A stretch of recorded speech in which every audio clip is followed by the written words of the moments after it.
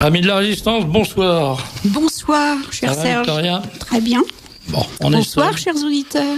On est seul. Le ménage à trois a été brisé. Donc notre ami Goffman n'est pas là ce soir. Pourquoi il est fâché? Il est fâché, oui. Ah oui, il est fâché. Il a le droit de se fâcher. Non, mais ça vous étonne? Je savais Père Fouettard, mais à ce point-là, non. Et pas en l'occurrence, c'est plutôt Père Fouetté. Bien, nous recevons ce soir Monsieur Yves-Marie Lolland. Yves-Marie Lolland est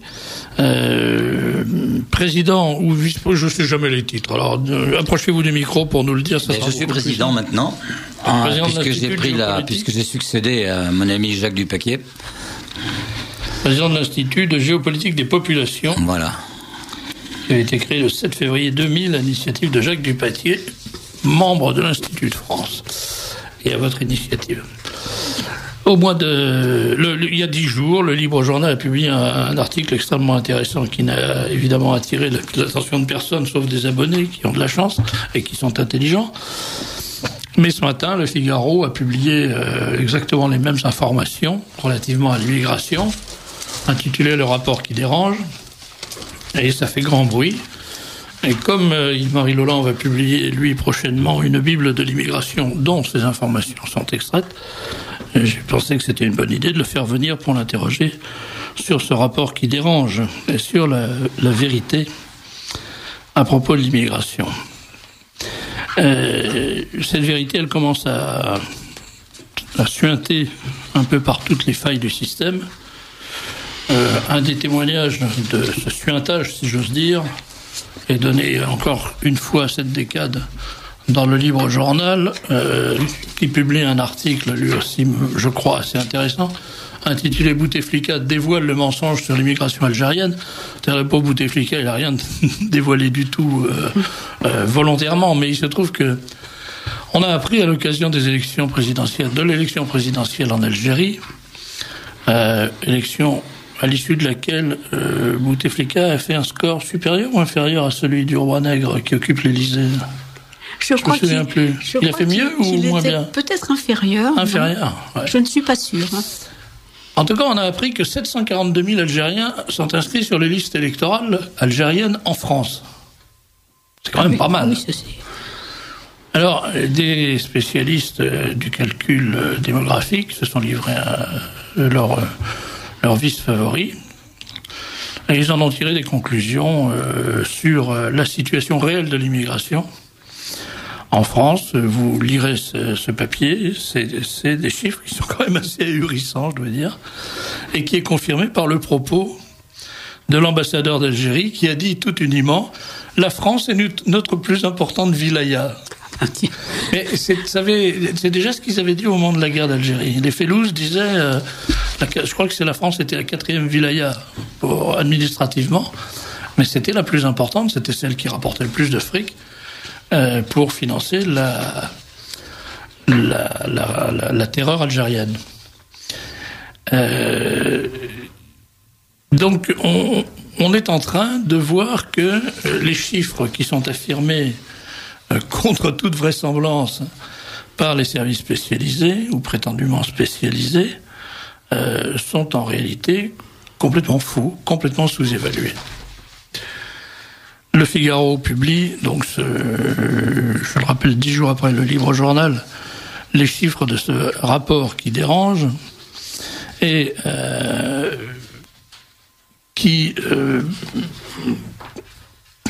ce rapport est, je l'ai dit, extrait, ou en tout cas les chiffres de ce rapport se retrouvent dans un livre que vous allez publier, Yves-Marie Lolland, et qui s'appelle La Bible de l'immigration. Alors, ce que je vais vous demander d'abord, c'est de vous présenter. D'où parlez-vous, comme on dit, à quel titre parlez-vous, qu'est-ce qui vous qualifie pour faire valoir vos arguments en matière d'immigration, des arguments qui sont, disons-le clairement, en tout cas démographiquement incorrects, sinon politiquement incorrects. Et puis ensuite, nous parlerons du contenu de cette Bible de l'immigration dont vous êtes, comme vous aimez à le dire vous-même, le Moïse. J'espère que vous arriverez à faire sortir un des deux peuples, soit le peuple visiteur de France, soit le peuple français de la mauvaise situation dans laquelle il se trouve. Ou à la rigueur, faire jaillir une source miraculeuse. Mais enfin, ça, on verra. Non, je m'intéresse à l'immigration depuis toujours. Je pense avoir été le premier en France, il y a 30 ans, à écrire quand j'étais directeur des études économiques à la Société Générale. Et ça a été publié par André Bourgine, dont vous vous rappelez le nom certainement, sous un faux nom, parce qu'autrement j'aurais été mis à la porte. J'avais publié une évaluation des coûts, déjà à l'époque, de l'immigration, des coûts directs et des coûts indirects de la communauté immigrée en France. Bon. Et puis j'ai repris ces préoccupations dans une série d'ouvrages, je le cite sans faire de publicité bien entendu, La planète balkanisée, Les nations suicidaires.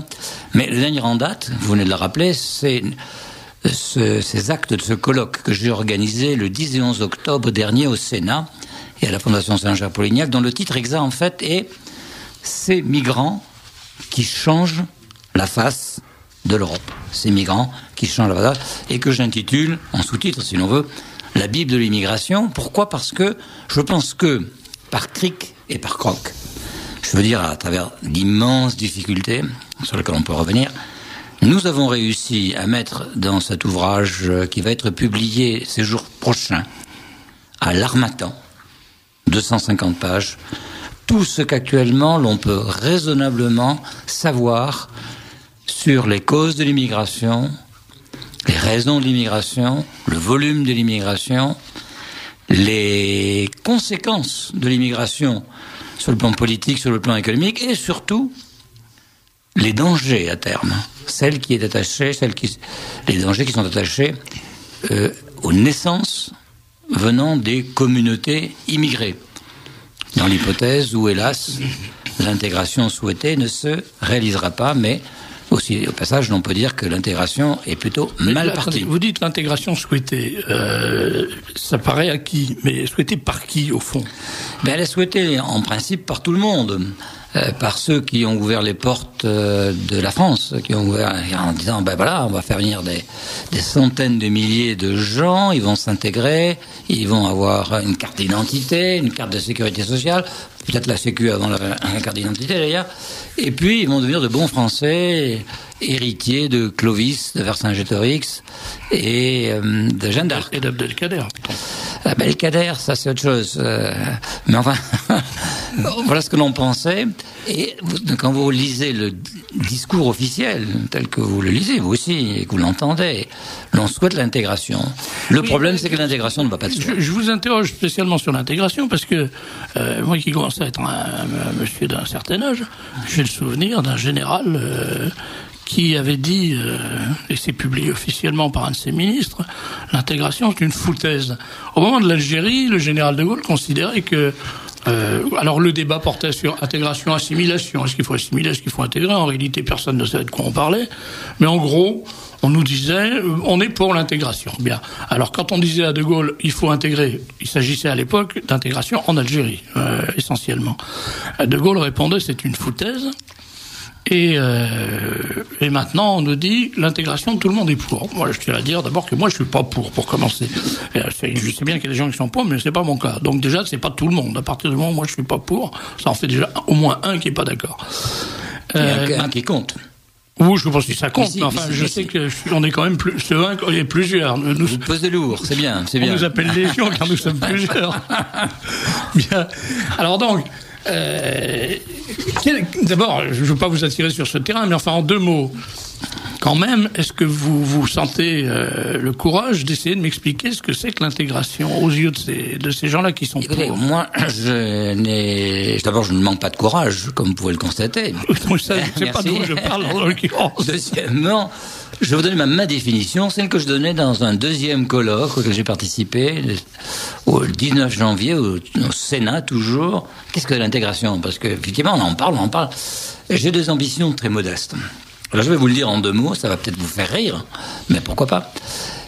Pour moi, intégrer ces immigrés ou leurs descendants en France, c'est tout simplement leur permettre de vivre normalement en France, c'est-à-dire d'avoir une éducation normale, d'avoir un métier normal, de payer normalement les impôts, les charges sociales, de se marier s'ils le souhaitent, de faire souche, puisqu'ils y sont de toute façon, de se loger convenablement, et, j'ajoute, et éventuellement, si ce n'est pas trop demandé, et si ce n'est pas trop rêvé, d'aimer également un petit peu la France, d'apprendre un petit peu sa langue, son histoire, bref, d'avoir quand même un peu de ciel bleu dans leur cœur. Bleu, blanc, rouge, hein. Ouais. Alors, ça, c'est une belle espérance, comme d'ailleurs toutes les espérances. Mais l'espoir fait vivre. En l'occurrence, cet espoir, il fait surtout vivre les gens qui viennent vivre en France. La question que pose, la seconde question que pose cette proposition, ce rêve de l'immigration, c'est la question du pourquoi et du comment. Et alors la question du pourquoi, moi je vais la poser très directement. Il se trouve que je suis un métis, puisque mes grands-parents paternels étaient russes et que mes grands-parents maternels étaient français, eux-mêmes étant d'ailleurs un peu métis puisqu'ils étaient alsaciens. Cela vous sera pardonné. Du germain, je sais, oui, de toute façon, maintenant c'est assez bien porté, on peut l'avouer. Ah bon. Quand j'étais jeune, c'est moins facile, mais maintenant on peut le dire. Maintenant c'est un must, comme on dit.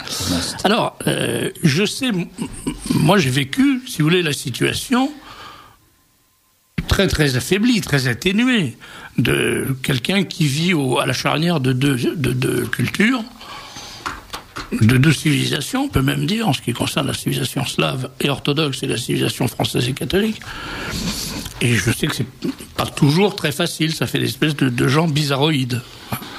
Mais quand vous essayez de réaliser le métissage parfait, qui est l'aboutissement de l'intégration, entre des gens qui, même à l'intérieur de leur propre système, ne sont pas métissés, c'est-à-dire qu'ils n'ont pas la difficulté personnelle d'être le résultat de deux cultures et de deux civilisations, mais qui sont des gens qui arrivent entièrement fabriqués par une culture, une civilisation, une tradition et une famille dans un milieu qui, lui, leur est étranger.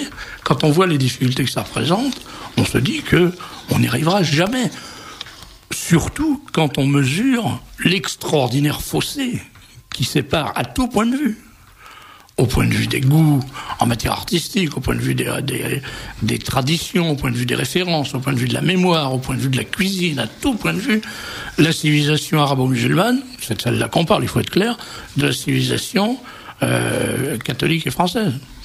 Alors, parler d'immigration dans ce cas-là, c'est un peu d'intégration dans ce cas-là, c'est, disons les choses clairement, il s'agit de savoir si c'est le lapin qui va bouffer le serpent ou le serpent qui va bouffer le lapin. Oui, en espérant qu'ils ont l'un et l'autre un excellent estomac. Mais d'abord, moi ce que je voudrais dire, c'est que nous avons été, dans ce domaine, abreuvés de mensonges pendant 30 ans. Pendant 30 ans, les médias nous ont raconté des messages, encore tout récemment. Sur la 5, j'ai entendu un éminent démographe, enfin éminent, je mets des guillemets, dire que... Comment ? Et des points d'ironie.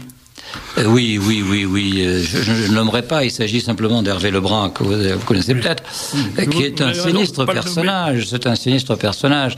Je l'ai entendu il y a peut-être 15 jours, il est toujours invité d'ailleurs sur la 5, j'écris d'ailleurs aujourd'hui même à Yves Calvi, pour mettre les points sur les i, que l'immigration était un simple ruisselet en voie de contraction.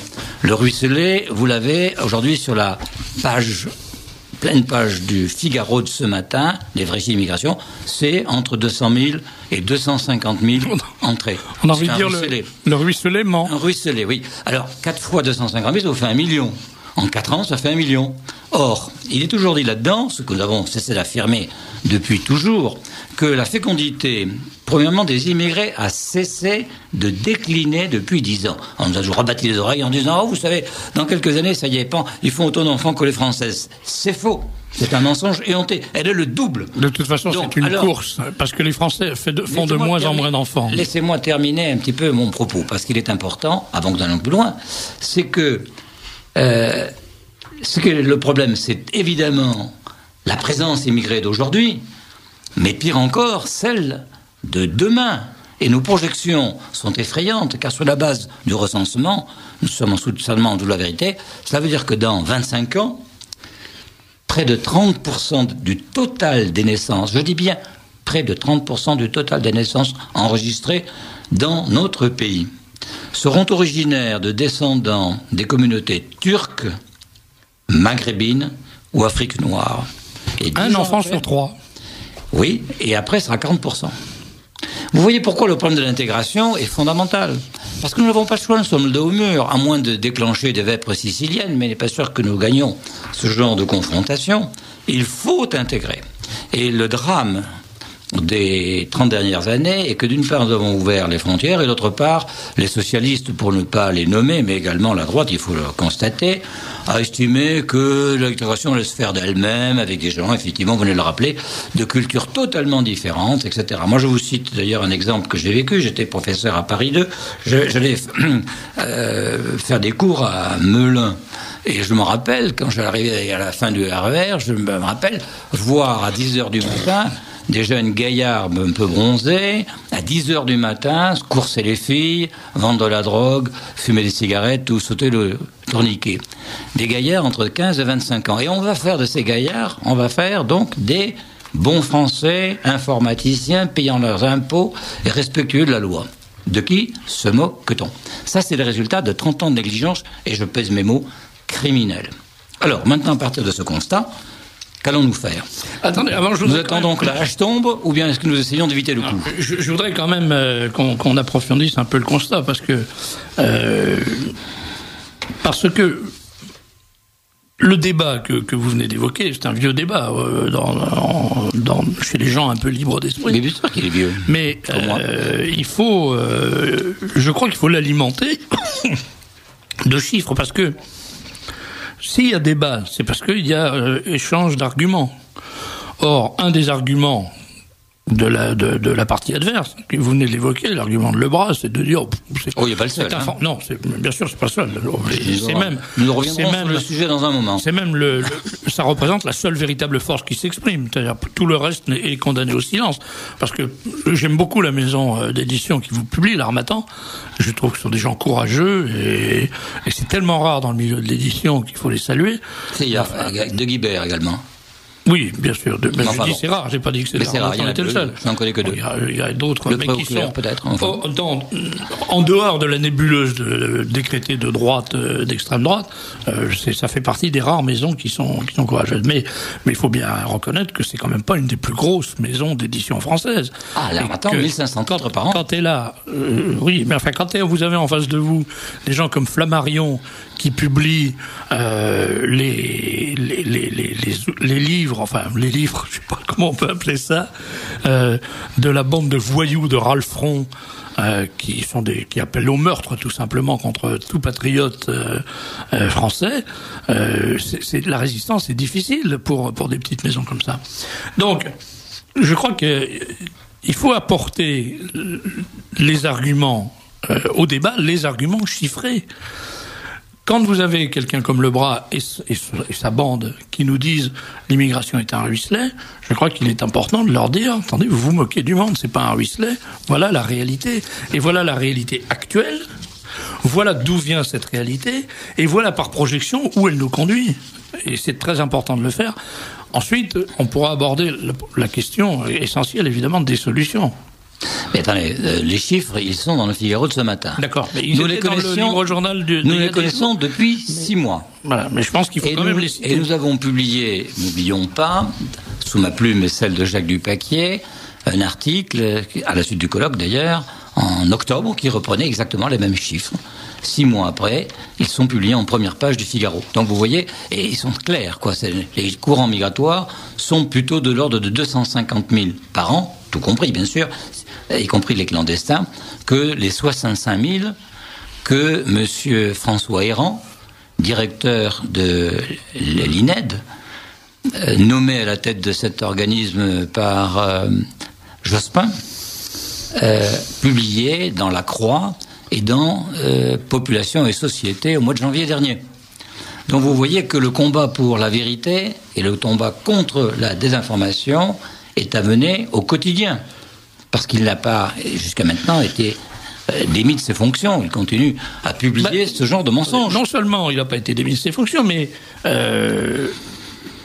C'est un haut fonctionnaire, errant. Si je me trompe pas, l'INED, ça fait partie de la fonction publique. L'INED est un établissement public comme l'INSEE, exactement. Alors voilà un homme qui est payé par les contribuables français, et je suppose qu'il est payé pour mentir. Voilà. Et il est payé pour mentir. Et non seulement il est payé pour mentir. Il fait bien son métier, il ment bien. Il est payé pour faire régner la terreur contre le mensonge, contre ceux qui s'opposent au mensonge. C'est ça. C'est-à-dire qu'il est en train de casser de l'intérieur l'institution. Voilà. Parce que qu'est-ce qu'il dit ? Il y a 3 mois, il a dénoncé une étude qui naturellement allait contre les idées reçues à propos de l'immigration. Non, c'est l'article de Jacques Dupayquier que nous avons écrit ensemble du mois de janvier pour dénoncer ces mensonges. Alors là, fou de rage, il a fait une circulaire interne, qui nous a été communiquée d'ailleurs, dans laquelle il nous traitait de gens inqualifiables et dissuadait ces chercheurs de fréquenter des gens infréquentables. Ouais. Ça, c'est du terrorisme intellectuel ou totalement, c'est du totalitarisme stalinien ou nazi, comme vous voulez. Il y a beaucoup plus vicieux que ça. Là, je pense qu'on va pas être d'accord, mais je vais quand même vous dire mon impression. C'est que quand Sarkozy est arrivé au ministère de l'Intérieur, il a dit il faut rompre avec le mythe de l'immigration zéro. L'immigration zéro, c'est impossible, on est obligé d'avoir des immigrés, et on en aura, etc. Et puis, il faut dire, il a ajouté rituellement, il faut dire la vérité aux Français. Et il faut donc publier les véritables chiffres de l'immigration en France, pour montrer aux Français que la situation est ce qu'elle est, et que de toute façon, il faut l'accepter, et puis voilà. Or, dans le même temps où il fait ça, il publie une circulaire qui est envoyée aux municipalités, en tout cas aux municipalités à forte population immigrée, en disant à ces municipalités, j'interdis la communication à la presse des actes des états civils, parce qu'il est évident que quand vous regardez le journal municipal de Seine-Saint-Denis ou de Saint-Denis, vous voyez les naissances, les mariages et les décès. Et là, il vous saute à la figure quelque chose, mais il suffit de lire, c'est que les naissances, c'est à 90% des étrangers, des allogènes. Les mariages, c'est à, disons, 60% des mariages mixtes. Et les décès, c'est à 90% des Français de souche. Donc là, on est dans une situation qui prouve, aux yeux de tout lecteur attentif, la réalité de ce qu'on pourrait appeler une immigration une immigration de peuplement par substitution. Bien sûr, c'est évident. Et ça, ce qui est très grave, me semble-t-il, le fait est grave en soi, mais ce qui est grave aussi, c'est le mensonge qui entoure ce fait. Oui, mais là où je diffère de votre point de vue, c'est que vous avez l'air de dire Monsieur Sarkozy n'a pas dit toute la vérité, il a pris des mesures qui la préviennent, etc. Je n'ai pas connaissance de la circulaire en question, mais je sais, et je parle à titre personnel, que j'ai trouvé quand même auprès de ces services infiniment plus de compréhension et d'aide et de concours dans le travail pour la vérité que je mène depuis fort longtemps qu'auprès de n'importe quel autre ministère, et depuis fort longtemps. Autrement dit, il est possible que nous ayons là un allié qui ne fasse pas ou qui ne puisse pas faire tout ce qu'il souhaitait, mais nous avons quand même un allié. Et ce qui me paraît important, c'est le concours positif qu'il apportait à cette œuvre. Et d'ailleurs, dans l'article en question, vous verrez qu'il a laissé derrière lui une mission qui permettrait, semble-t-il, et sur ma recommandation express, car je suis à l'origine de tout cela, de permettre de bâtir des statistiques permettant de saisir l'immigration dans toutes ses composantes, y compris... Voilà. Il a laissé ça, mais je me permets de vous faire remarquer que le jour même de son entrée à la place Beauvau, son successeur, M. Dominique de Villepin, que le Libre Journal a appelé Diminique de Villepin, a eu pour première manifestation publique, s'est manifesté pour la première fois en public, en allant toutes affaires cessantes participer à la réunion du bureau du Conseil français du culte musulman à la Grande Mosquée de Paris, dont il a félicité les membres pour le travail accompli et à qui il a promis de lutter énergiquement contre tous les amalgames entre islam intégrisme ou terrorisme. Alors, on connaît le côté rituel de ce genre de gesticulation, mais le fait est que je me permets de douter qu'un homme qui fait ça comme premier acte dans son ministère conserve longtemps des dispositions qui sont de nature à réduire la question de l'immigration. Moi, je ne porterai pas de jugement sur l'action ou les paroles de M. de Villepin. J'ai mon opinion personnelle que j'ai exprimée dans un livre dont on a parlé ici même, Chirac et le déclin français. Peut-être avez-vous parcouru cette œuvre immortelle, et je consacre effectivement quelques pages ou quelques lignes à cet intéressant personnage. Je crois simplement que si il ne joue pas le jeu, c'est-à-dire s'il ne poursuivait pas avec vigueur, avec fermeté l'œuvre de son prédécesseur, eh bien la droite perdra le pouvoir dans 3 ans. Et il est clair que M. de Villepin, qui, comme vous le savez, nourrit maintenant des ambitions politiques, a vraiment intérêt à ne pas décourager les supporters qu'il peut avoir et à s'engager sur ce terrain. Sinon, il est condamné. Il n'est pas exclu d'ailleurs qu'il le fasse quand même, parce que vous savez que l'intelligence politique n'habite pas toujours les représentants de la droite. Mais enfin, en tout cas, il est clair que s'il ne le fait pas, il est cuit. Merci de me rappeler cette évidence, elle m'avait échappé. Il faut que c'est bon, il faut quelquefois rappeler la vérité. Je voudrais revenir à vous parce que tout à l'heure je vous ai demandé de vous présenter, vous l'avez fait d'une façon rapide, et puis vous avez eu un mot. Je peux vous citer mon curriculum vitae à propos détail, si vous voulez. J'en ai pour 10 minutes. Hein. Vous avez dit, vous avez parlé du courage. Alors. Je ne voudrais pas qu'il y ait d'ambiguïté, parce que comme on n'est pas d'accord sur certains points, ce qui n'a pas beaucoup d'importance d'ailleurs, mais enfin, en ce qui vous concerne, c'est pas très important que je sois d'accord avec vous. Enfin. Mais ce que je veux dire, c'est que je pense que vous êtes, étant donné les situations que vous avez occupées et celles que vous occupez aujourd'hui, un des personnages courageux dont on a besoin dans notre pays. Et je voudrais en donner une preuve. C'est que vous avez publié il n'y a pas très longtemps un article dans lequel vous avez écrit une phrase qui est une phrase, dans l'état actuel des choses, extrêmement courageuse, je dirais même téméraire. Vous avez dit « La France devient une société criminogène. La violence gagne de proche en proche toutes les couches de la société et toutes les facettes de la vie sociale. Parmi les différents facteurs de ce phénomène, l'immigration et l'intégration occupent une place de choix. » Or ça, c'est exactement le genre de choses qu'on n'a pas le droit de dire. Ce que j'écris aussi, c'est que la carte de l'insécurité et la carte de l'immigration se recoupaient exactement. Ce qui, évidemment, n'est pas vraiment du politiquement correct. Mais je pense qu'à force d'asséner ce genre de vérité d'évidence, les pouvoirs publics sont obligés quand même d'en tenir compte. Il y a un proverbe que vous connaissez sans doute, c'est « la vérité ne triomphe jamais, mais les menteurs finissent par mourir. » Et nous assistons actuellement à la mort d'un certain nombre, la mort politique bien sûr, d'un certain nombre de menteurs. Ce qui me fait plaisir, et j'espère assister bientôt à la mort administrative, je dis bien administrative, du personnage que je citais tout à l'heure, l'actuel directeur de l'INED, qui, vous avez raison, fait régner la terreur au sein de l'institution. Et je lui ai écrit d'ailleurs aujourd'hui même une lettre que je rendrai publique, dans laquelle je l'incite vivement, pour sauvegarder l'honneur de l'INED, dont il a la sauvegarde, d'attaquer en justice Le Figaro, qui publie des chiffres naturellement mensongers au sujet de l'immigration. Je ne sais pas si je suivrai mon conseil. Pourtant qu'il ait le sens de l'humour. Vous savez que le deuxième degré passe très très mal à la radio. Les chiffres naturellement mensongers du Figaro, il faut mettre des gros guillemets. Je vais mettre des grosses guillemets. Je veux dire par là que les chiffres de Figaro sont exacts et que monsieur Errand a menti de façon grossière et délibérée, mais c'est une façon aimable de le tourner en ridicule. Mais enfin, alors, dans le même article que j'ai commencé de citer, vous évoquez le silence, vous dites... donc, parmi les différents facteurs de ce phénomène, l'immigration et l'intégration occupent une place de choix, et vous ajoutez, or, ce sont précisément ces deux termes qui sont totalement absents du discours politique. Et ça, c'est tout à fait frappant. Lors de la dernière campagne des régionales, qui quand même, dont les responsabilités, l'élection pour les représentants des régions, dont les responsabilités incluent également la gestion, comme on dit maintenant, de l'immigration, on n'a pas entendu un seul mot sur l'immigration. C'était absolument stupéfiant.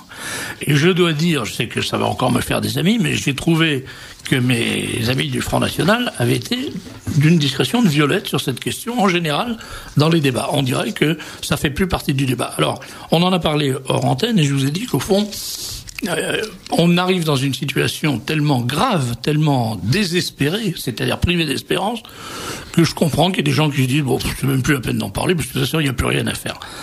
Mais comment expliquez-vous, on va voir les solutions tout à l'heure, mais comment expliquez-vous, si vous avez une explication, ce silence des politiques sur cette question ?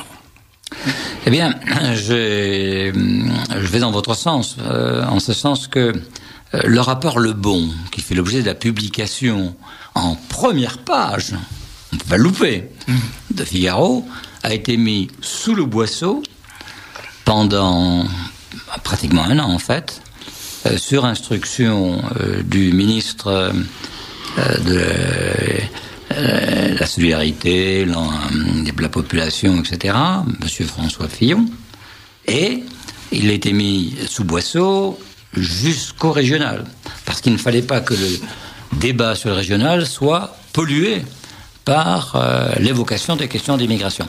Ce qui montre bien que, là vous avez tout à fait raison, les politiques n'ont pas encore compris que, loin de le cacher, il faut au contraire exorciser cette question en parlant aussi souvent que nécessaire, aussi fortement que nécessaire, parce que ce n'est pas en cachant les problèmes qu'on les fait disparaître, au contraire, on les aggrave. Alors, là où je suis un peu différent, j'ai une position différente par rapport à vous, c'est que vous avez l'air d'être négatif sur les possibilités d'intégration, ainsi définies, telles que j'ai définies tout à l'heure. Moi, je suis non pas plus optimiste, mais plus volontariste que vous. Et je le suis d'abord parce que je pense que nous n'avons pas le choix. Ou bien nous réussissons l'intégration, ou bien nous sommes cuits.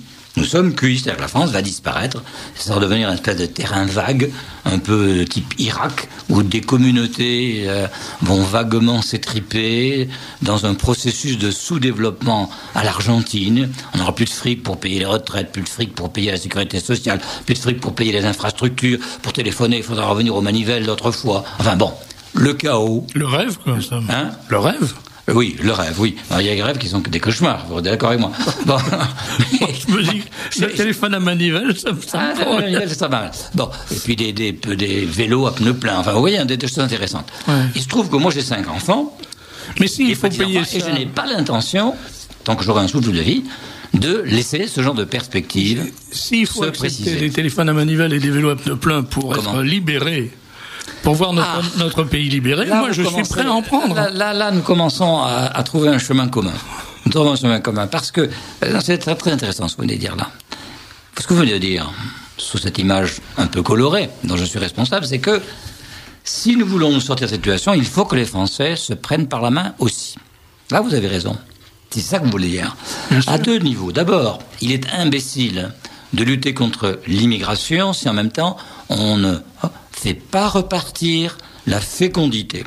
En France, il y a, d'après les enquêtes, un taux de fécondité virtuel de 2,3, qui est largement suffisant pour renouveler la population, et les femmes ont en réalité non pas 1,9 enfants par femme, comme on nous le prétend, parce que là-dessus vous avez un très grand nombre d'enfants d'immigrés là-dessus. Sur 750 000, vous avez 165 000, 150 000 au moins enfants qui naissent des communautés immigrées. Qui, par conséquent, un 6e, un 5e, on ne sait pas, parce qu'on nous refuse de connaître la vérité, mais il y a dans les populations qui viennent au monde en France une proportion considérable d'enfants d'immigrés. Bon, donc il faudra donc assurer l'intégration, ou alors c'est la guerre civile et la destruction de ce pays. Donc par volontarisme, je pense que l'on peut faire quelque chose. Mais on ne peut le faire qu'en permettant à ces Françaises, et là je vais paraître, comme je suis d'ailleurs le premier féministe de France, donner aux femmes françaises la possibilité d'avoir autant d'enfants qu'elles le veulent. C'est un autre débat, on ne va pas le soutenir ici, mais il passe par les mesures d'accompagnement, les mesures d'investissement social nécessaires pour faire en sorte que les jeunes filles, les jeunes femmes ne se condamnent pas à une situation intenable, impossible, si elles ont plus de 2 enfants. Et je le sais par expérience, ma femme en a eu 5, et ma mère en a eu 5 aussi, mes sœurs également. Je sais ce qu'ont vécu ces familles-là et qu'a vécu ma famille. Actuellement, le sort que leur est fait est intenable. Vous dites qu'on ne va pas parler, mais si, on va en parler quand même, parce que là où on atteint le cœur de cette machine ubuesque qui est devenue la France, que j'appelle moi l'Hexagone maintenant, parce que la France, je ne sais pas où elle est passée, ce système, cette espèce d'entité administrative au sein de l'Europe qui s'appelle l'Hexagone, réalise la folie furieuse, par exemple, de subventionner le remplacement de population en consacrant les allocations familiales qui étaient censées soutenir la fécondité des Françaises en France à payer des gens pour venir faire en France des enfants qui n'ont rien de français, même pas leurs parents, puisque en vertu du droit du sol, autre crime giscardien, n'importe qui naît en France devient français, un peu comme si, comme disait Le Pen, une vache née dans une écurie se faisait appeler cheval. Bon, on est dans le délire, c'est-à-dire que d'une part, on nous dit on ne peut pas subventionner les naissances des Françaises parce que ça coûterait trop cher et que ça supposerait le salaire maternel, ça supposerait la gratuité totale des soins, enfin, etc., etc., etc. Ça supposerait le financement scolaire par le bon scolaire, ça nous emmènerait très très loin. Et en revanche, on peut parfaitement financer le fait que les femmes viennent de Boubou Dioulasso, d'Alger, de Tunisie, d'Égypte, de Turquie pour accoucher en France et faire des enfants français, c'est indiscutable. Non, mais il était clair que moi-même, je me rappelle avoir vu un bulletin de salaire de la mairie de Paris où l'on voyait une dame fort charmante, non, un monsieur, pardon, qui recevait des allocations familiales de Madame Modibo Keïta numéro 1 et Madame Modibo Keïta numéro 2. Il y en avait 8 comme ça.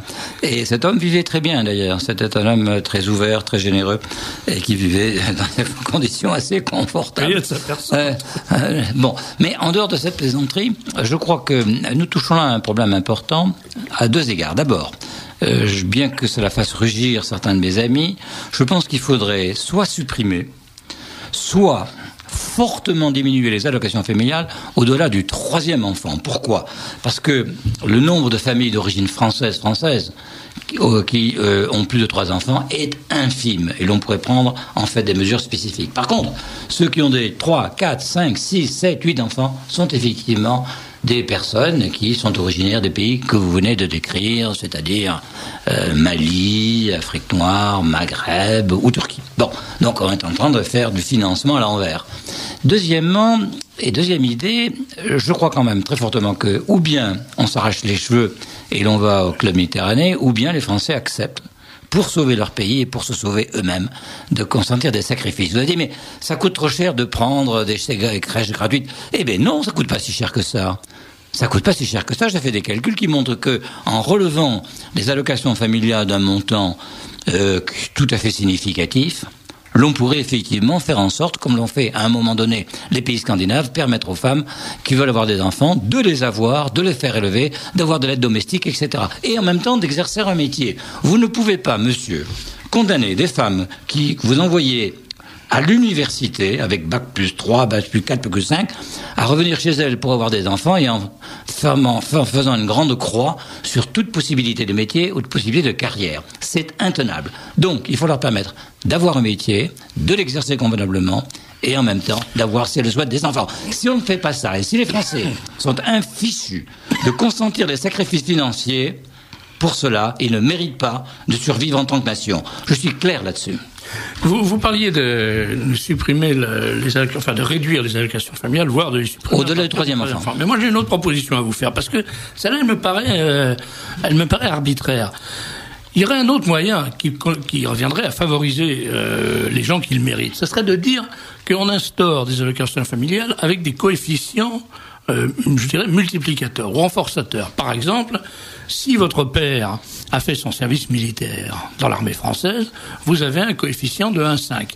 Si vos grands-pères et le père de votre mari, si vous êtes une femme, les pères du couple ayant fait leur service militaire en France, ça permet un coefficient multiplicateur. Si les grands-pères ont fait leur service militaire en France ou ont servi la France d'une manière ou d'une autre, ça introduit un autre coefficient multiplicateur. Et là, on arriverait vite à réduire la question parce que Madame Mokhtar Ben Saïd vienne faire des enfants en France qui seront français et qu'elle reçoive des allocations familiales, c'est entendu, mais elle aura les allocations familiales au tarif de 1.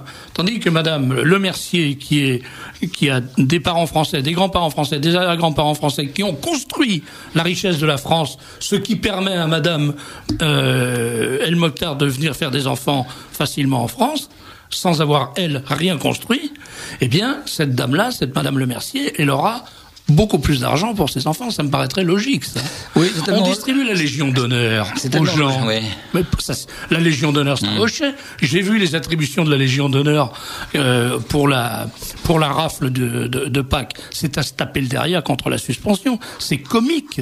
C'est comique. Quand je pense que, moi qui suis pupille de la nation, mon père est mort pour la France, mort au champ d'honneur, on ne lui donne pas la Légion d'honneur parce qu'il était sous-officier, c'est un prétexte comme un autre, mais que n'importe quel pousseur de romance, n'importe quel guignol qui fait le pantin sur les scènes, n'importe quelle pute de cinéma se balade avec la Légion d'honneur sur la poitrine, ça, c'est grotesque. Alors, plutôt que de donner la Légion d'honneur aux gens, donnons-leur des coefficients multiplicateurs d'intérêt français. Votre père ou votre grand-père a servi la France, tenez, vous aurez 2 fois les allocations familiales, ou 1 fois et demie, ou 3 fois. Oui, il y a une façon également de jouer sur ce coefficient familial.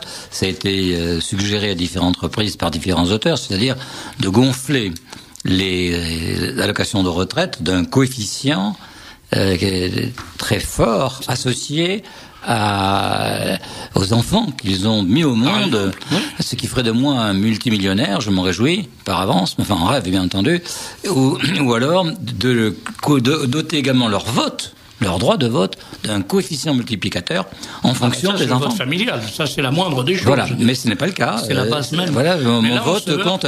Mais vous voyez, de toute façon, pour en venir à ce problème des décorations, je veux dire que pour ma part, je ne porte plus mes décorations en raison de cette espèce de pantomime grotesque que je vois effectivement s'afficher dans la presse, que c'est devenu un instrument de décoration politique qui n'a rigoureusement aucun sens.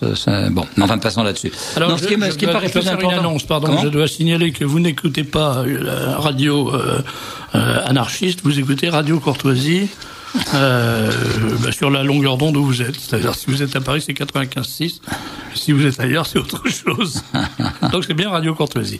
Et je reçois, alors il faut que je le rappelle, je reçois Yves-Marie Lolland, qui est président de l'Institut de géopolitique des populations.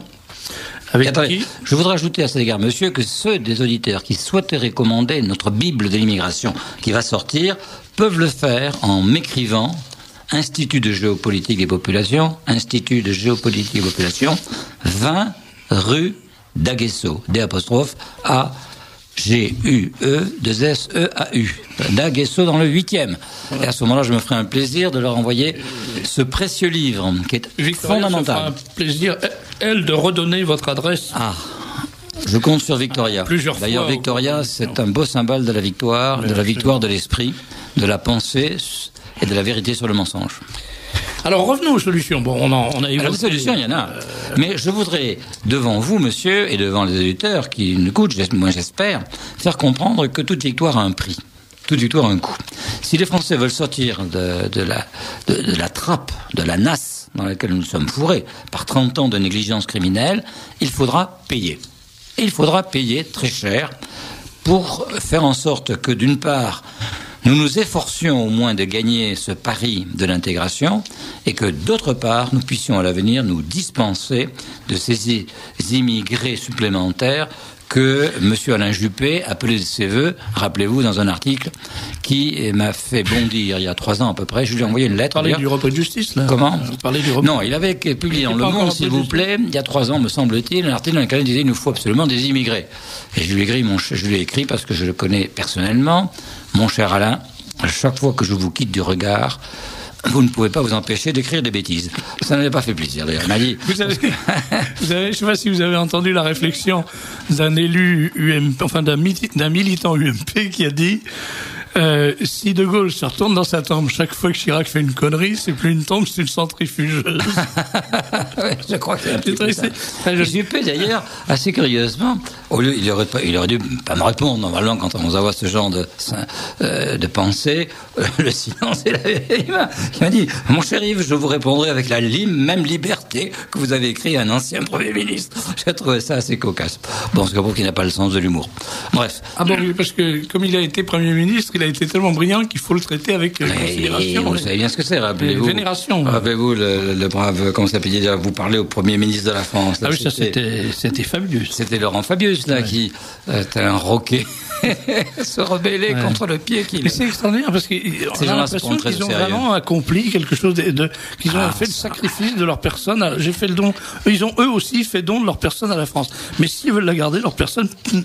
Non, ils ont fait le don de leur ombre en réalité. Mais la personne est ailleurs. Bon, passons sur là-dessus. Mais je dis que les Français de s'en sortir, ils peuvent s'en sortir, mais ils peuvent s'en sortir en se prenant en main et en conscience de sacrifice.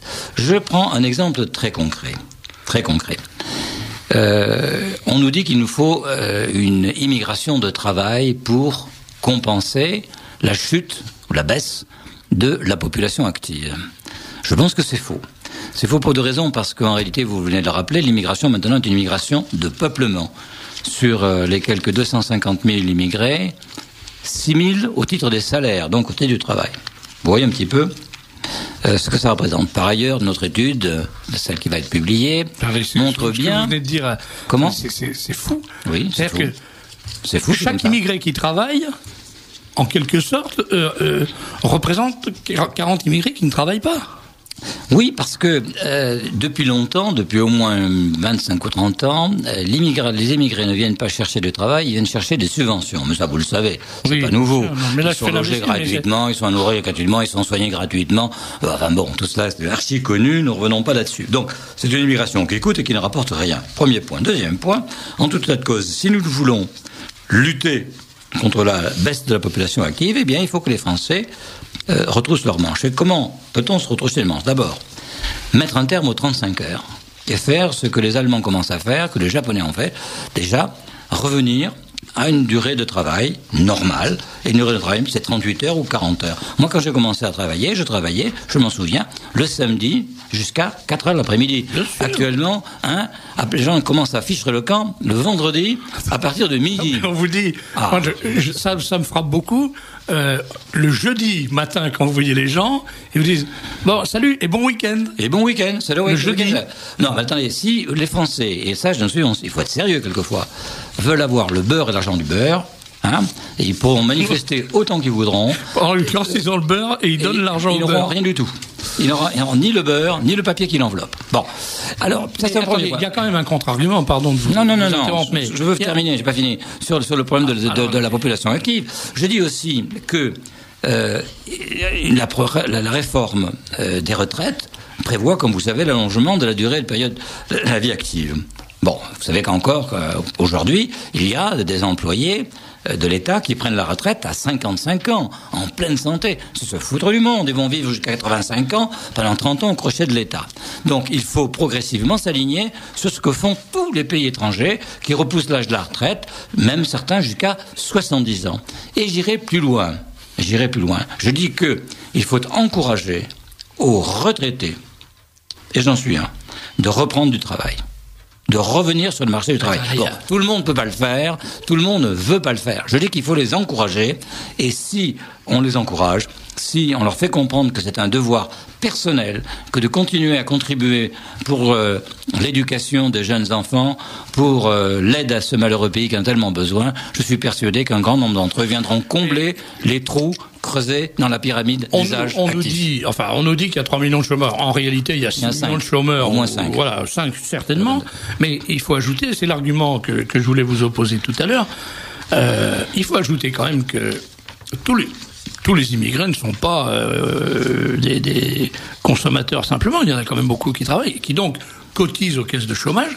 Et le chômage est financé par le travail de l'immigration aussi. Enfin, moi, c'est ce qu'on m'a toujours dit, en tout cas. Non, mais si vous nous faites l'honneur de lire notre prochaine publication, vous lirez les calculs qui ont été effectués sur ma demande par un éminent professeur de Lyon, bien connu, c'était l'ancien président de Famille de France. Famille de France. Le travail des immigrés couvre les 2/3. Je dis bien les 2/3 des coûts du chômage, de leur chômage. Et le tiers restant, c'est nous qui le payons. Autrement dit, vous dire que oui, je voudrais que vous me répétiez le chômage ça, parce que je suis pas très intelligent, donc oui. Il y a un coût. Bon, ce coût, il est couvert par les cotisations sociales des immigrés aux 2/3. Et le tiers restant est couvert par le reste de la communauté française, c'est-à-dire... que si on prend soyons bien clairs, c'est très important, si on prend le nombre des chômeurs immigrés et le nombre des travailleurs immigrés, l'argent versé par les travailleurs immigrés aux caisses de chômage couvre les 2/3 des coûts du chômage, des immigrés. Et oui, vous savez pourquoi d'ailleurs, c'est très simple, c'est pour 2 raisons que vous comprendrez facilement. La première, c'est que le taux de chômage des immigrés est plus de 2 fois le taux de chômage des travailleurs d'origine française. Donc, il y a par conséquent un impact sur les plans de chômage qui est déjà beaucoup plus fort. D'autre part, les cotisations de ces mêmes immigrés sont des cotisations relativement faibles. Pourquoi ? Tout simplement parce que la plupart de ces malheureux, dans l'état actuel des choses, n'ont pas de qualification. Ils n'ont pas de qualification. Ou une qualification très faible. Or, ce n'est pas vous que j'apprendrai que les cotisations, chômage, maladie, tout ce qu'on voudra, d'un éboueur, n'est pas le montant des cotisations d'un ingénieur informaticien ou d'un cadre supérieur. Ça varie du simple au décuple.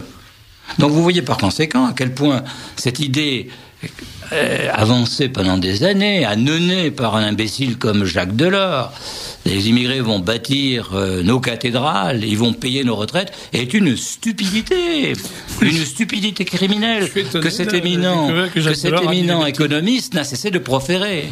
Mais il faut de temps en temps faire comme vous, c'est-à-dire se taper la tête contre les murs.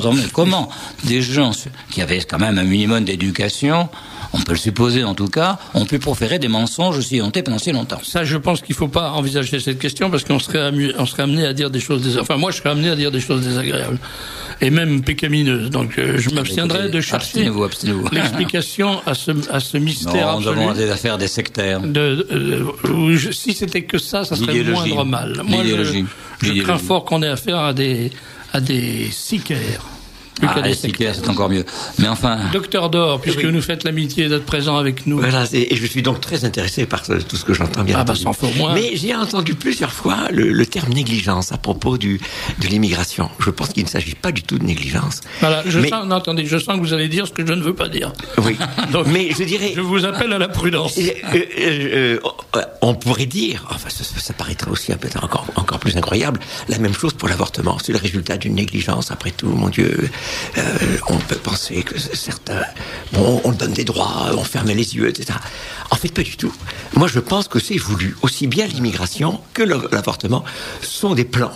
C'est une vision et qui va très bien, hélas, dans la devise qui leur est chère aux francs-maçons, solver et coagula. C'est-à-dire que la façon de dissoudre la France est... je vais vous donner la parole dans quelques minutes, mais oui. On a compris ce que vous vouliez dire, et je voudrais rendre la parole à M. Laurent, parce que je voudrais pas mélanger les choses. Mais enfin, l'essentiel, je l'ai dit. Voilà, je crois que vous l'avez dit, effectivement. C'est mon avis aussi. Peut-être que la définition des coupables n'est pas exactement la même. Moi, j'irai un peu plus en amont, mais enfin, bref, on est d'accord sur l'essentiel. Alors, M. Laurent, vous nous dites, vous nous avez exposé une des solutions qui est de remettre les Français au travail, mais si vous me permettez de vous le dire un peu brutalement, ça ressemble quand même un petit peu à un vœu pieux. Parce que comment allez-vous faire pour remettre les Français au travail ? Bien, en les convainquant, en leur faisant prendre conscience du danger mortel dans lequel ils sont confrontés, et en faisant appel à ce qu'il y a de meilleur en eux. Je ne pense pas que l'homme soit fait uniquement d'égoïsme, de stupidité, de revendication et d'amertume. Je pense que chez les Français, chez la plupart des Français, il y a un fond qui permettrait de répondre à un appel de ce genre, à condition que le gouvernement, mais là c'est peut-être l'impossible que j'évoque, soit capable de tenir ce genre de discours, au lieu de simplement de faire appel à leur esprit de fainéantise et de lâcheté. Je crois que si l'on disait aux Français, voilà, vous avez le choix, dans 30 ans vous n'existez plus, ni pour vous ni pour vos enfants, ou bien vous prenez en main, vous acceptez de revenir sur les 35 heures, vous acceptez de pousser l'âge de la retraite au-delà des 60 ans réglementaires, vous acceptez, vous qui êtes à la retraite, de revenir sur le marché du travail, de reprendre une activité dans les conditions, bien sûr, à déterminer. Est-ce que vous êtes d'accord ? Je suis certain qu'il y aurait beaucoup de Français qui diraient présent. On est dans un pays où, en gros, il y a 25% de fonctionnaires ou travailleurs d'État sur la population active, un peu plus.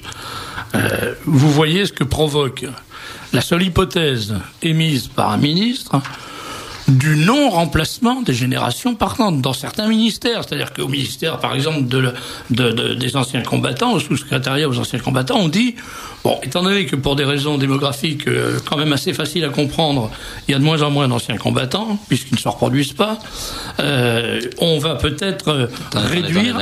Ils ne se reproduisent pas. Je vous dirai la parole immortelle de Marie-France Garot à propos des centristes. On ne sait pas comment ils se reproduisent, mais il y en a toujours autant. Enfin, les anciens combattants, il faut bien reconnaître, il suffit d'assister aux réunions d'anciens combattants, ça a tendance quand même à se réduire. C'est vrai, c'est vrai. Et il y a une chose qui ne se réduit pas du tout, c'est le personnel pléthorique du Vous avez un tiers des fonctionnaires qui sont inutiles. Bon, alors quand on dit à ces gens-là... Un bon tiers. Bon, vous êtes intelligents, vous avez un cerveau et tout, vous voyez bien. Il y a un tiers des gens ici qui ne foutent rien. Donc, on ne va pas les virer parce que ça serait désagréable pour eux et leur famille. Et puis ça ne ferait qu'ajouter au problème du chômage. Mais simplement, quand ils vont prendre leur retraite, qui est payée par tous les Français, on ne va pas les remplacer. À ce moment-là, qu'est-ce qu'ils font? Ils se mettent en grève. Alors quand il s'agit du ministère des Anciens Combattants, disons que c'est pas une tragédie nationale. La grève des fonctionnaires du ministère des Anciens Combattants, on peut affronter. Bon, mais quand il s'agit de la SNCF, quand on dit aux gens, on a raconté ça 10 fois aux conducteurs de TGV, on va vous supprimer la prime de charbon. Les gars disent comment vous supprimez la prime de charbon? On fait la grève. Voilà. Bon. Alors, vous avez des gens qui sont dans cette disposition d'esprit. Et c'est ces gens-là que vous espérez convaincre de travailler non plus 35 mais 40 heures et de prendre leur retraite non plus à 55 ans mais à 70. Moi, à mon avis, ça s'appelle un travail d'Hercule, ce que vous nous proposez. Oui, bien sûr, mais écoutez, Hercule... Hercule, il avait des muscles, alors quels sont nos muscles? Hercule a quand même bien accompli des grands travaux. Je pense que il faut que les Français soient cohérents de deux choses l'une, où ils veulent encore une fois garder tous les avantages dits acquis, qui à mon avis sont des avantages souvent volés à la communauté nationale, ou bien alors ils acceptent de disparaître de la circulation et disparaîtront, ça fait aucun doute, parce que les avantages acquis vont partir en éclats. Je vous ai dit tout à l'heure que si nous laissons courir les choses, on va se retrouver avec des retraites amputées d'abord de 10%, plus de 15%, plus de 30%. Donc on ne pourra même plus nourrir nos précieux chiens de croquettes. Il faudra leur rationner les croquettes, c'est quand même dramatique. Et on n'aura même plus le reste de viande, puisqu'on aura tout. Oui, j'avais d'ailleurs proposé, parce que oui, je suis un esprit très ouvert, d'instituer des allocations canines. Et puis j'ai réfléchi que pour aider les familles nécessiteuses à élever leurs chiens. Mais malheureusement, les chiens, m'ont dit, ne cotisent pas pour la retraite. Les gens finissent par avoir des enfants parce qu'ils n'ont pas le droit d'avoir des chiens. Voilà. Alors, je vous propose de donner la parole aux auditeurs, car il y a une avalanche de questions, de réflexions. C'est plus des réflexions que des questions. Je vais quand même résumer, si vous permettez. On les lit. On les lit en gros, à la suite et puis vous répondez. Celles que j'ai vues passer, en gros, c'est... Celles que je vous ai données. Non, bon, elles ne sont pas représentatives. Elles ne sont pas représentatives, c'est vous qui voyez. D'accord. Non, les premières.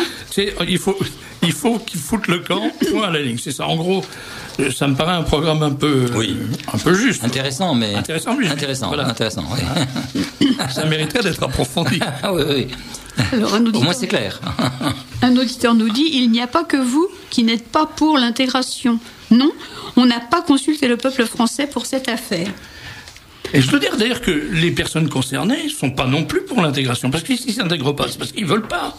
Non, ils pas n'ont tous, pas envie de devenir certains d'entre eux, et de moins en moins d'ailleurs, hélas, effectivement, ne souhaitent pas s'intégrer pour des raisons multiples et variées. Mais il y a quand même un certain nombre qui souhaiteraient effectivement vivre de façon ordinaire en quelque sorte. Vouloir l'intégration au forceps confirme la dérive mentale du pouvoir qui ferait bien de méditer les propos du général de Gaulle sur l'intégration, à savoir ceux qui prônent l'intégration ont une cervelle de colibri, même s'ils paraissent très savants. Essayer d'intégrer de l'huile et du vinaigre, agiter la bouteille, au bout d'un moment, ils se sépareront de nouveau. Les Arabes sont des Arabes, les Français sont des Français. Vous croyez que le corps français peut absorber 10 millions de musulmans qui demain seront 20 millions et après-demain 40 ? Oui, mais alors je voudrais poser à l'auditeur je voudrais lui poser la question de savoir quelle est sa solution. Sa solution, c'est quoi? C'est bien beau de dire, donc, il ne faut pas intégrer, on n'en veut pas, mais alors, que va-t-on faire de ces 10 millions, 5 millions? On va les égorger un soir? Mais j'ai l'impression que c'est nous qui allons faire égorger. Donc, faut pas moi, je refuse de ce genre d'argument. Je les trouve idiots, parce qu'ils ne répondent pas à une vue réaliste du problème. Je refuse de me mettre ma tête dans le sable et de dire, bon, on ne veut pas intégrer, on ne veut rien faire, et puis vogue la galère. Non, c'est pas comme ça que l'on peut raisonner et que l'on peut gérer un pays. Une auditrice, l'intégration est un leurre, l'action Sarkozy est un leurre, et pas besoin d'attendre l'analyse du Figaro, car M. Le Pen avait annoncé tout cela il y a un bon nombre d'années. Non, mais attendez, ce sont des réactions de mauvaise... Ce ne sont pas des questions, c'est des réactions de mauvaise humeur. C'est autre chose. Non, mais ça n'a aucun intérêt. Ça n'a aucun intérêt.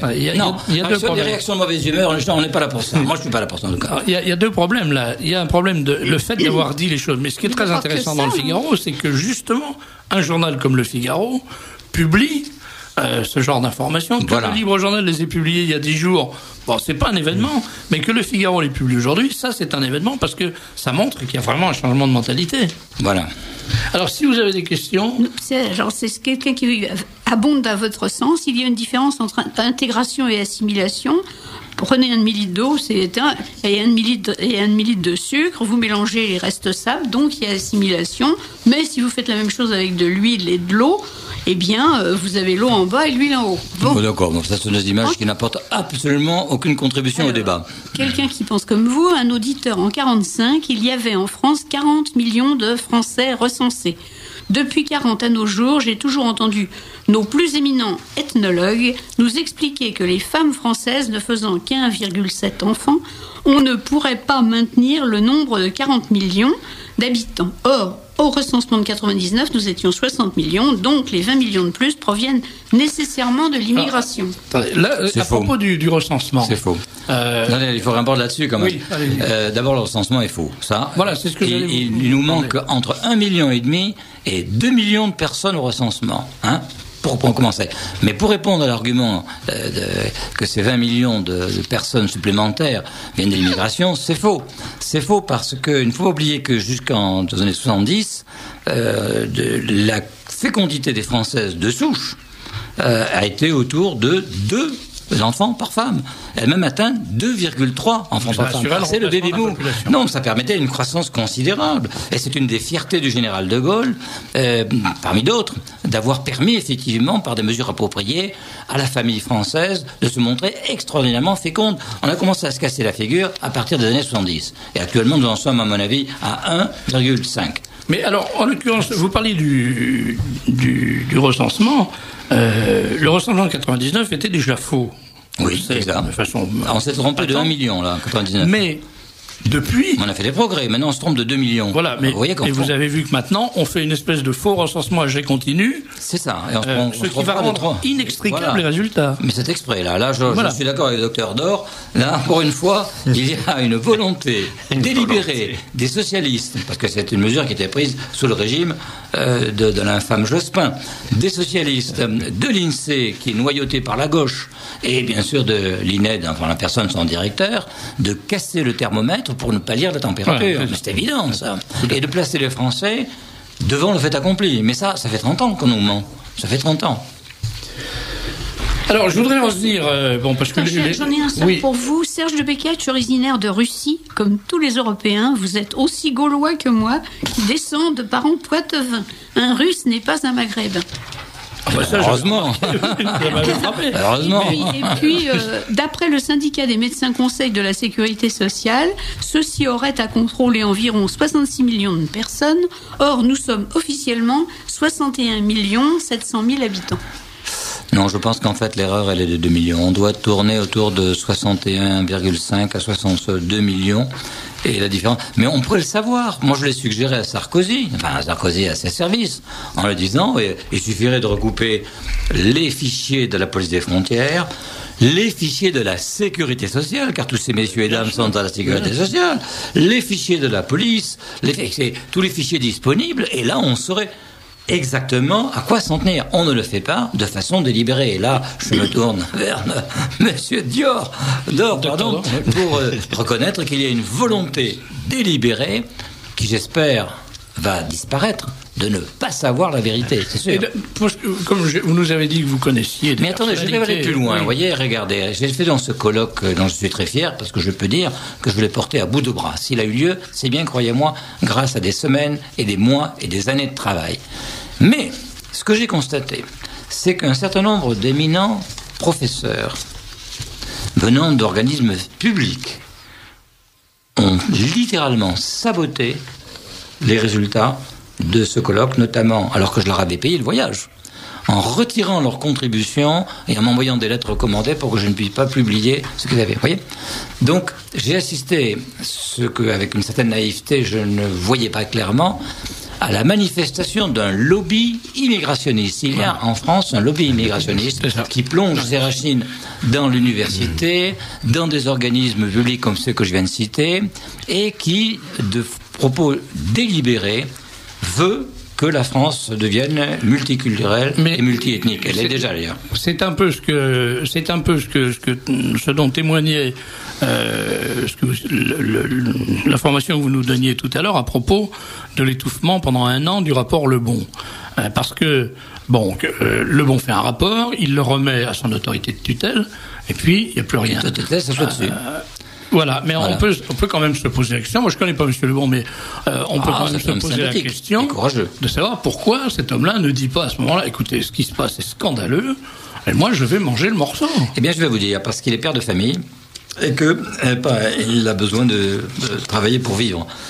S'il était retraité, il en irait différemment. Mais il n'est pas encore retraité, par conséquent, il tient à ne pas être mis à la porte. C'est la retraite qui rend courageux et vous voudriez repousser la retraite de 20 ans. Ça me paraît pas très rationnel. La retraite rend courageux, effectivement, parce que à ce moment-là, on a libéré des contraintes professionnelles qui feraient qu'un homme comme lui risquerait de se retrouver sans emploi, puisqu'il est contractuel, et se retrouver au chômage. Mais donc, c'est intéressant ce que vous nous dites, parce que je rends hommage, au contraire, au courage de cet homme que beaucoup de Français pourraient envier et imiter. Je pose simplement la question, je veux dire, ça manifeste la formidable puissance d'un lobby. Il y a un lobby migrationniste. Interdit. Non mais attendez, la vérité cette brave de femme dont j'ai oublié le nom là, Madame Guigou, elle était le plus bel exemple. Ouais. Madame Guigou qui faisait garder sa maison de campagne, comme vous le savez, par une trentaine de gendarmes nuit et jour. Madame Guigou était la représentante, elle est toujours d'ailleurs du lobby.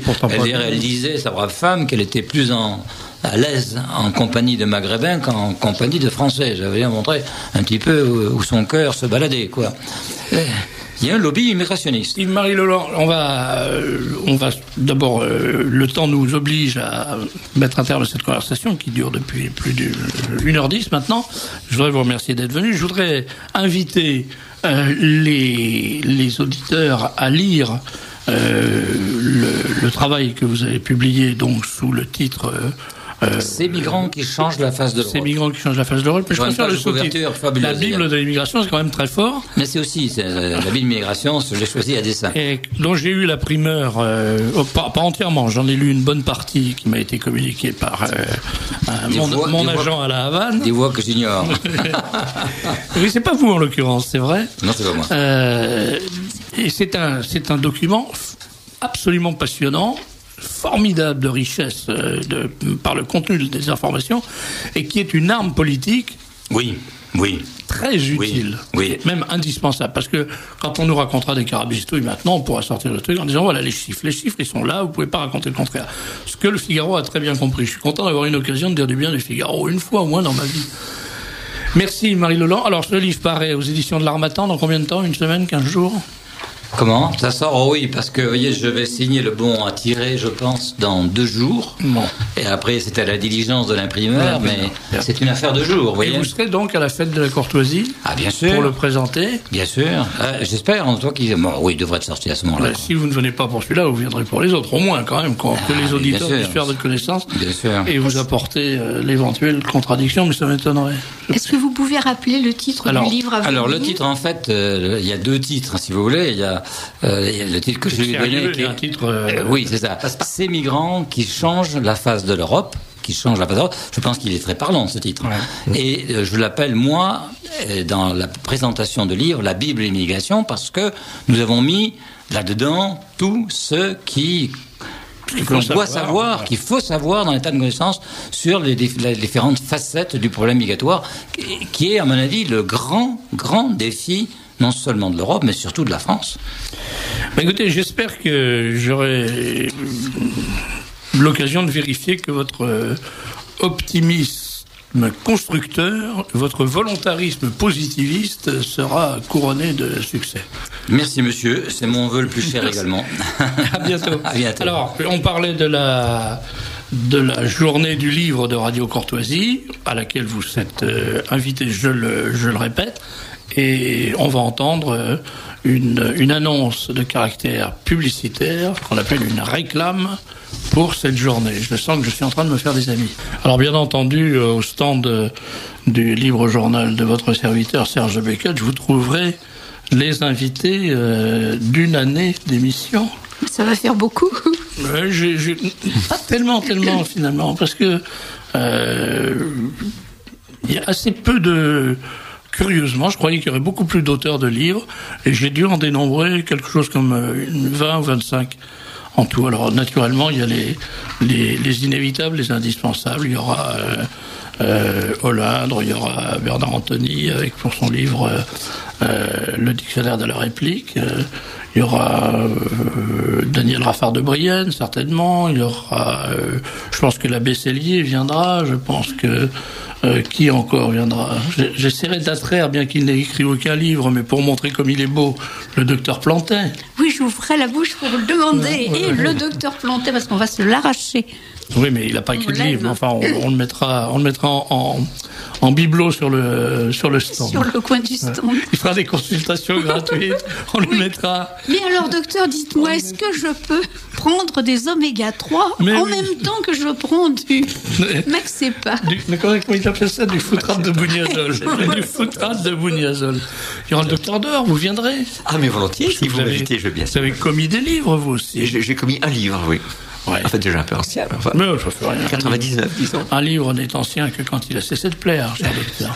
Ça n'est pas le cas du vôtre. Alors, surprenez-moi, de quoi venez-vous parler? Pendant tout le temps que j'ai entendu parler ici de le problème de l'immigration, on pouvait presque décalquer ça sur l'avortement. Les lobbies. J'étais en Angleterre juste pour un congrès en faveur de la vie, et on a beaucoup parlé là aussi des lobbies, International Abortion Lobby. Et là, de même, on peut parler des lobbies immigrationnistes. Et alors, et là, je n'ai pas pu prendre la parole de façon très régulière, disons. Mais ce qui m'intéressait, c'est justement de dire que derrière ces lobbies, enfin, il y avait évidemment une volonté, pour moi c'est le nez au milieu de la figure, on veut détruire l'Occident chrétien. Et peut-être même davantage que toute la civilisation chrétienne. Moi je pense qu'il faut voir derrière tout ça les chefs d'orchestre. Alors peut-être il y a aussi peut-être un peu plus que ça va un peu plus loin que ça. Mais les principaux, je vois ça avec le planning par exemple. Eh bien, c'est évidemment la maçonnerie. Moi, je ne vois pas un chef d'orchestre plus diabolique, finalement, international, répandu partout. C'est le Solve et Coagula, c'est-à-dire... J'avais émis un tract à un moment sur la franc-maçonnerie, et j'avais cité donc cette devise maçonnique, Solve et Coagula. Et j'avoue que j'avais mal traduit la deuxième. Le Solve, c'est tout simple, c'est dissolver. Et coagula, c'est-à-dire, j'avais dit reconstruisez, non, c'est recomposer. C'est-à-dire que tout sera recomposé à leur façon, évidemment, pas du tout de la façon antérieure, bien entendu. Et voilà. Et alors, je crois que il y a une volonté évidente d'immigration, évidente. On veut noyer le poisson, on veut nous faire perdre notre identité chrétienne et française. Je dis bien ça dans l'ordre, n'est-ce pas, chrétienne et française. De même que la déchristianisation passe par la mort de nos enfants. Je dirais passer d'abord par ça. C'est un peu le principal. Il faut que nous perdions notre âme. C'est ça qui compte. C'est ça qu'il faut. Et donc le combat est un combat eschatologique. C'est le combat des fins dernières. Dieu contre Satan. Et on retrouve ça justement à Pâques. J'étais à Vézelay il n'y a pas très longtemps, il y a quelques jours, et mon Dieu, c'était il est question, enfin, c'est toute la Bible, n'est-ce pas, Dieu contre Satan, n'est-ce pas, et son Fils qui nous sauve, enfin, l'incarnation et la rédemption. C'est magnifiquement exprimé dans le film de Mel Gibson, Passion. Il y a deux moments que peu de gens comprennent d'ailleurs, parce que c'est vrai que c'est un petit peu difficile à supporter. C'est de voir les enfants se transformer en démons. Et on ne peut comprendre ça que si on comprend que c'est le regard de celui qui voit ça qui projette sur les enfants sa propre monstruosité. En l'occurrence, c'est Judas. Judas est attaqué par une bande d'enfants, qui sont des enfants qui jouent, et qui d'un seul coup se transforment en démons, prennent des visages de démons. Et il faut comprendre que c'est pas parce que ces enfants sont des démons, c'est le regard de Judas qui projette sur ses enfants son idée de l'enfance, son idée de l'innocence et de la pureté. Et c'est vraiment exprimé d'une façon formidable. Et j'ai pensé à ça depuis que j'ai vu ce film, j'arrête pas de penser à cette idée que finalement tout ce qu'on fait avec les enfants aujourd'hui, depuis le fait, par exemple, incroyablement monstrueux, que l'Organisation mondiale de la santé a inscrit au nombre des maladies l'état de grossesse. La grossesse est considérée comme un état anormal, un état pathologique. Ouais. C'est terrifiant de penser à ça. Ça veut dire que c'est un virus, n'est-ce pas? Bon, et c'est le regard de Judas sur l'innocence. Oui. Mais je crois que c'est un des grands. Je n'ai pas vu le film. J'ai lu pas mal de choses à ce sujet, mais un des grands, oui, je crois, un des grands personnages de la Passion, c'est Satan. Enfin, oui, bien sûr. Hélas, enfin, bien sûr. Évidemment. Il est omniprésent. Il est représenté sous les traits d'un être androgyne qui, à un moment, il y a une formidable idée. On voit passer donc cet androgyne assez féminin derrière la foule et tenant un bébé dans les bras. C'est une configuration d'une vierge à l'enfant, avec le costume, vous savez, le voile, et puis le bébé sur le bras comme ça, et puis le bébé se retourne vers le spectateur et c'est un monstre épouvantable, terrifiant. Alors, beaucoup de gens ne comprennent pas que c'est ce que veut exprimer cette image-là, c'est à l'évidence le fait que de même que, enfin plus exactement, en opposition radicale au fruit des entrailles de la Sainte Vierge, qui est le Christ, il y a le fruit des entrailles du malin, qui est l'horreur absolue. Et mais c'est vraiment un film prodigieusement intelligent, d'une richesse symbolique invraisemblable, inouï, qui va très très loin. Il faut absolument aller voir ce film. Et puis vraiment, pour les gens qui sont comme moi, qui avaient un peu peur de la violence qu'on nous annonçait, franchement, on peut y aller, on ne tombe pas évanoui à la 10e minute. Non, c'est vrai qu'on mesure ce que pouvait être la torture qui était infligée aux criminels à cette époque-là, puisque le Christ subit la torture des pires criminels. Oui, parfaitement. Et donc on voit bien que c'était pas une époque... Mais alors il y a une chose que je regrette, parce que je crois que le film ne le figure pas, c'est que, et ça c'est contre les travaux de Barbet qui sont remarquables, c'est-à-dire que la crucifixion se fait dans le poignet. Ça c'est... Non, la crucifixion, oui. N'est-ce pas? Enfin, dans le film elle se fait dans la paume, je crois. Oui, elle se fait dans la paume. Je crois que c'est une grande erreur. Oui, parce que si vous pendez un cadavre par les paumes, il tombe. C'est évident, mais là... Il est attaché par les poignets. Il n'est pas cloué. Non, il est cloué et attaché. Attaché par les avant-bras et cloué. Mais je crois qu'il ne faut pas attacher d'importance à ça plus que ça n'en a. Enfin, à mon avis, il s'agit là d'un réflexe artistique. Et pour Mel Gibson, c'est par fidélité à toute l'iconographie traditionnelle. Oui. Qu'il a fait ça. Oui, c'est ça. Mais enfin, là, je trouve que c'est une concession que je trouve regrettable, personnellement. Je suis médecin, j'en parlais à mes étudiants. Le pied est cloué sur une petite cale. Et oui, c'est ça. Il est tenu. Enfin bon. Mais par rapport au reste, c'est vraiment tout à fait... c'est un détail. Et la scène, le flash de la résurrection est extraordinaire. Ah oui. Mais c'est un film que j'ai très envie de voir. Et puis, moi, je pense que c'est une grâce, ce film, je pense. Enfin, il suffit de voir les gens qui en disent du mal. Il tient sa 3e semaine. Oui, exactement. C'est parti pour la 3e semaine dans les 19 salles de Paris. Moi, je l'ai compté. Alors, docteur, voilà, je reviens un peu à mon sujet. Oui. On peut commencer comme ça. C'est que, au fond, quand je pensais à ça assez souvent, l'IVG, vous avez à la fois le mensonge et l'homicide. Le mensonge cache l'homicide. N'est-ce pas? On vous dit que c'est une interruption, donc on peut peut-être reprendre ce qui a été fait. Oui, c'est comme l'interruption du service sur les chaînes, les lignes de chemin de fer. Alors c'est horrible, n'est-ce pas? Le mensonge, et ça, on a les caractères diaboliques tout de suite, le mensonge et l'homicide. Et puis il y a l'utilisation des initiales, enfin des sigles. Oui, c'est ça. Pour cacher IVG, qui aseptise l'HIV, qui aseptise le crime. Personne ne sait de quoi on parle. Bon. Oui. Ouais. J'ai vu à Vézelay une petite étudiante. Là, j'étais chez les franciscaines, tout près de la basilique, et une petite étudiante, une vingtaine d'années peut-être. Elle était catholique, mais elle pensait que le planning c'était bien, que l'avortement après tout c'était un droit, etc. Mais alors je me suis dit, et ça c'est que de fois, enfin vous-même tous nous sommes confrontés à ça, que de fois les catholiques, je dirais, mais dérapent sur ce sujet. Ils ne sont pas informés, et ça, je veux dire, on en veut finalement. Et puis le planning familial a bénéficié d'un tel support médiatique, d'un tel soutien médiatique. C'est effrayant. Elle est fondée uniquement sur le mensonge parce que c'est une planification de mort.